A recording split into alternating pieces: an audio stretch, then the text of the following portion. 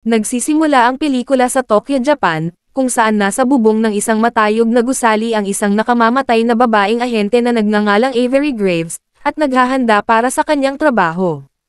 Pumasok siya sa gusali ng tahimik, pinatay ang isa sa mga gwardya, at pumasok sa loob para tapusin ang kanyang misyon. Nakasalubong niya ang kanyang target at hiniling na buksan ang kanyang vault. Biglang pumasok ang ilang mga gwardya at nagkaroon ng matinding labanan. Mabilis na natalo ni Avery ang mga gwardya at agad niyang hinabol ang kanyang target, sinusundan ang kanyang bakas ng dugo. Lumapit sa kanya ang higit pang mga gwardya, pero madali niyang naitaboy ang mga ito at ipinagpatuloy niya ang paghahanap sa kanyang target, na sa wakas ay natagpuan niya. Nagkaroon sila ng maikling laban, na natapos nang malunod niya ang target. Nang matapos ang misyon, mabilis siyang lumabas ng gusali. Lumipat ang eksena sa Zagreb, Croatia, kung saan nakarating si Avery Graves sa bahay nila at sinalubong ng kanyang asawang si David. Nagyakapan sila ng kanyang asawa at binigyan niya ito ng regalo para sa kanilang anibersaryo, at ganon din ang kanyang asawa. Nag-inom sila ng masarap na alak bago naglakad sa kalye. Kinabukasan, pumasok si Avery sa opisina niya at tinawagan siya ng kanyang supervisor, si Headland, na humihingi ng detalye tungkol sa kanyang biyahe sa Tokyo.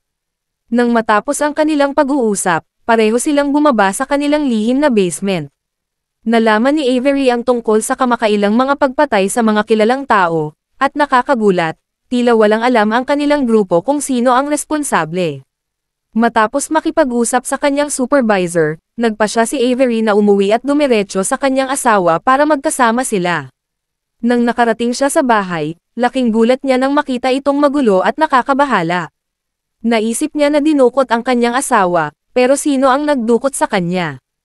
Agad siyang nakatanggap ng tawag sa telepono mula sa kidnapper. Sinabi niya kay Avery Graves na para mailigtas ang kanyang asawa, kailangan niyang magnakaw ng ilang confidential na dokumento mula sa kanyang ahensya ng CIA na mayroong kritikal na impormasyon tungkol sa kanila, kapalit ng kanyang asawa. May 9 na oras lang siya para makuha ang file, o mamamatay si David. Agad na tumawag si Avery sa kanyang matagal ng kaibigan na si Serena, na isang hacker. Kailangan niya ang tulong ni Serena dahil gusto niyang itago ang misyon na ito. Pinakiusapan niya si Serena na hanapin ang lokasyon ng kanyang huling tawag. Agad na nagsimula si Serena, pero matagal bago matukoy ang eksaktong lokasyon.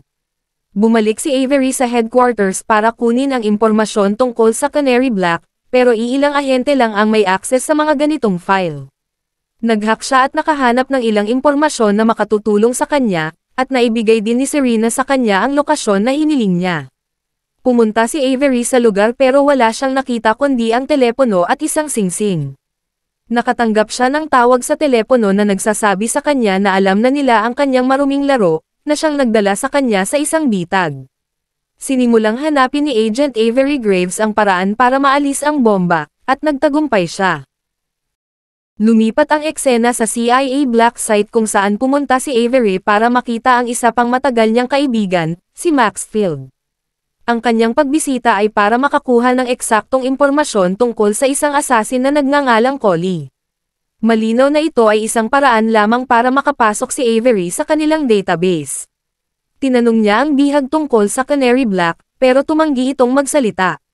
Sinimulan niyang saktan ang bihag sa pamamagitan ng pagtanggal ng isa sa kanyang ngipin, umaasang makukuha niya ang impormasyon doon, pero wala itong laman. Sa gitna ng pagtatanong, biglang pumasok si Maxfield, pero binugbog din siya ng husto. Tumakbo si Avery Graves palabas ng lugar, at natagpuan ni Maxfield ang ngipin at nalaman niyang walang laman ito. Naniniwala si Maxfield na ninakaw ni Avery ang impormasyon mula rito. Nakaligtas si Avery, pero idineclare ng CIA bilang banta sa pambansang seguridad. Nakatanggap ng utos si Headland, ang amo ni Avery, na patayin si Agent Avery at ipaalam sa kanya na ang item ng Canary Black ay isang napakalihim na master list na naglalaman ng mga materyales para mag-blackmail sa lahat ng opisyal ng gobyerno. Dahil pangunahing layunin nito na subaybayan ang mga punto ng pressure na magagamit ng mga dayuhang gobyerno para gawing espiya ang mga mamamayan. Ipinaalala rin kay Headland na kasama ang kanyang video evidence ng kanyang mga love affair 4 na taon na ang nakararaan sa Canary Black case. Agad na nagsimula si Headland at hinanap si Avery Graves. Ipinagpatuloy din ni Avery ang kanyang trabaho sa pamamagitan ng pagpasok ng palihim sa bahay ni Headland. Tinawagan niya si Headland mula sa telepono ng kanyang asawa, at sinabi sa kanya na dinukot ang kanyang asawa at ang kahilingan nila ng Canary Black File, at naniniwala siyang si Collie ang responsable.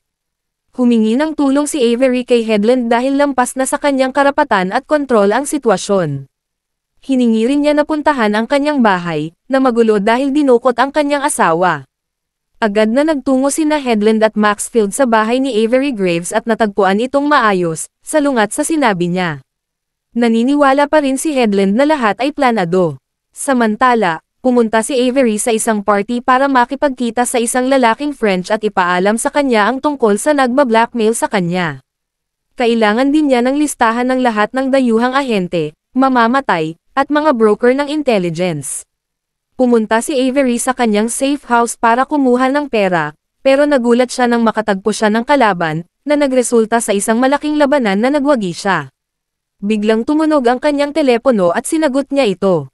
Sinabi sa kanya na wala sa briefcase, na puno ng pera. Sinabi rin niya sa kanila na walang laman ang ngipin.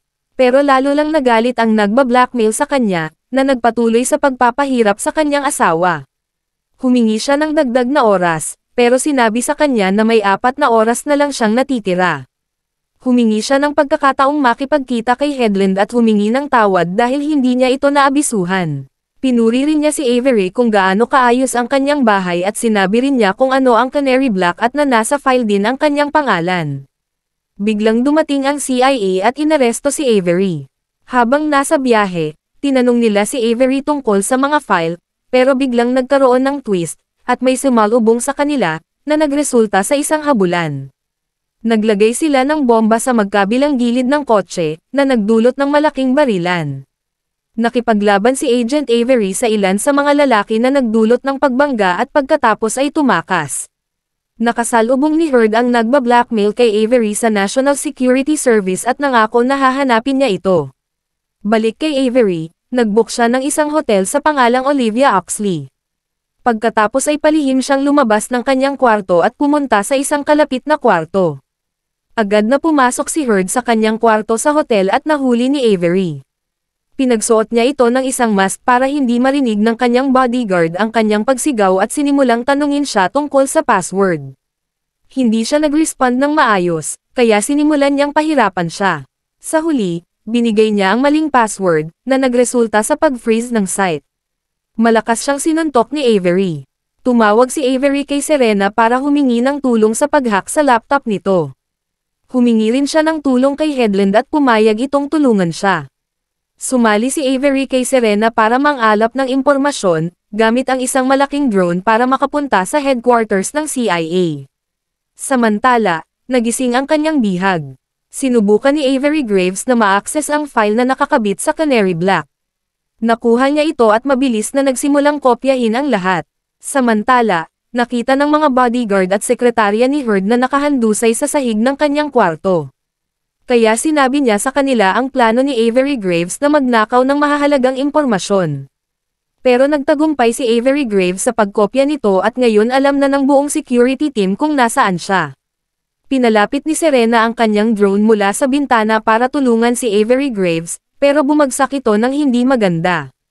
Nagnakaw si Avery ng kotse para makatakas at tinawagan din niya ang kanyang supervisor para subaybayan ang kanyang telepono para humingi ng tulong. Samantala, nalaman ng nagba-blackmail ang pagtakas ni Avery Graves sa kanyang misyon. Na-access ni na Avery at Serena ang mga file at nalaman nilang hindi tungkol sa blackmail list ang Canary Black, kundi isang doomsday virus na naglalayong tumarget sa bawat bansa. Kaya dinala ni Avery ang kanyang sasakyan ng diretso sa lugar ng pagpupulong, dahil inaasahan niyang makakatanggap siya ng tawag sa telepono na nagsasabi ng huling lokasyon kung saan niya ipapalit ang impormasyon sa kanyang asawa. Pero nasangkot siya sa isang aksidente na nagpatagal sa kanya. Nakarating siya sa lugar, pero huli na siya. Biglang sinalakay siya ng isa sa mga tauhan na nag-inject din sa kanya. Samantala, sinimulan ng nagba-blackmail ang kanyang layunin sa pamamagitan ng pag-live at pag-iiwan ng mensahe na nagbabanta sa lahat ng ahensya sa mundo. Pinatay din niya ang lahat ng internet at kuryente sa isang bansa at iginiit na dapat magdeposito ang bawat bansa ng hindi bababa sa 1% ng GDP nito. Nagsimula nang maghanap si Headland kay Avery at marahas na pinatay ang lahat ng nakasalubong niya. Pero bago siya makapasok sa gusali, nahuli siya at dinala upang makipagkita sa punong opisyal. Habang nag-uusap sila, binaril niya si Headland at pinahirapan si Avery Graves. Dinala rin niya ang kanyang asawa at inutusan itong barilin siya. Nang papatayin na sana niya si David, binaril siya sa tiyan. Nakipaglaban siya at nagulat si Avery at sinalakay siya. Inamin niya na isang plano lang ito para makuha niya ang file, pero hindi niya inaasahan na magiging ganito ang resulta. Inamin din niya na siya si Kali at sinigurado sa kanya na walang kasinungalingan ang sinabi niya. Pumunta sila para patayin ang server ng hacker, pero sa kasamaang palad, nakita niya ang walang buhay na katawan ni Headland. Pinatay ni David ang server ng gusali. Palihim na pumasok si Avery Graves sa basement. Nagkaroon ng sagupaan sina Avery at ang mga tauhan. Habang nagbabarilan sa buong gusali, dumiretso ang CIA sa lokasyon. Nagkita sina Avery at ang nagba-blackmail at nagkaroon ng matinding sagupaan habang sinisikap ng hacker na tapusin ang kanyang misyon sa pamamagitan ng pagkalat ng impeksyon sa bawat bansa. Nahirapan si Avery sa laban, pero sa huli, natalo niya ang punong opisyal. Nakita niya ang pag-upload at tumakbo ng diretso para pigilan ito. Nagtagumpay siya at lumapit sa kanya si David para humingi ng tawad. Ibinalik niya ang mga singsing ni David at sinabi sa kanya na tapos na ang lahat. Tumakas si David sa pamamagitan ng pagtalon mula sa gusali patungo sa tubig habang nahuli at nakakulong si Avery. Nagtanong si Heard, pero tumanggi si Avery Graves na sumagot at patuloy siyang binugbog. Biglang pumasok ang isang babae at lumapit kay Avery, at inalok siya ng posisyon sa MI6. Hindi lang siya pinalaya, kundi sinigurado rin niyang mawawala ang lahat ng kanyang krimen. At dyan na nagtatapos ang video mga idol. Maraming salamat sa panonood. Goodbye.